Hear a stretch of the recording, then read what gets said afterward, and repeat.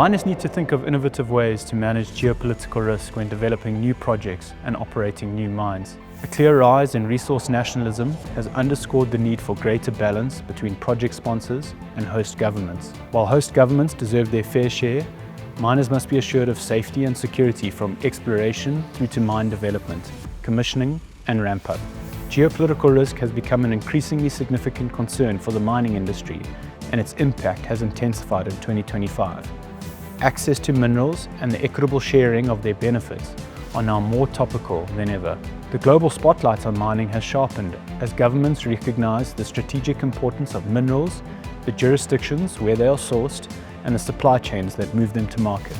Critical minerals such as lithium, cobalt, copper, and rare earth elements are central not only to the global energy transition, but also to the defense and technology sectors. These minerals now sit at the heart of geopolitical competition, with major economies vying for control over supply chains and processing capacity. This is further complicated by the global mineral supply chain becoming more fragmented due to trade wars and tariffs, bilateral deals, state stockpiling, and export controls. At a national level, resource-rich countries are asserting greater control over their mineral sectors to capture more value for their economies and citizens. Africa holds 30% of the world's critical mineral reserves, as well as large reserves of precious minerals. This competitive advantage is hindered by a lack of infrastructure to facilitate beneficiation. Many countries are locked into simply exporting raw materials, and so naturally are seeking ways to increase their value in the relationship they have with mining companies. Across West Africa, new mining codes share common themes: tighter regulation, increased taxes and royalties, greater local content and beneficiation, and higher government ownership. This has also coincided with increases in disputes and arbitration, most notably in the case of Barrick Gold and their Loulo mine in Mali. Mining companies don't operate in a vacuum, and their host countries and host communities are important stakeholders.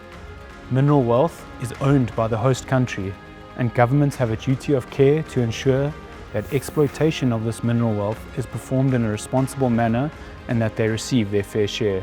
Having an equitable partnership is a cornerstone of developing and maintaining a social license to operate. Even as economic conditions evolve, stable regulation and predictable investment environments remain critical to long-term success. One global mining CEO recently noted that it can take about 17 years from discovery to full production. This underscores the importance of embedding geopolitical intelligence into risk frameworks, scenario planning, and investment decision, while host governments must ensure their regulations support such long-term projects. Ultimately, while geopolitical conditions will always be dynamic, a continued focus on equitable value sharing among all stakeholders is the key to sustaining a social license to operate, which will ensure a successful mining operation. Nedbank CIB partners with miners and stakeholders, applying sector-based expertise to responsibly extract shared value and support sustainable success for our mining clients.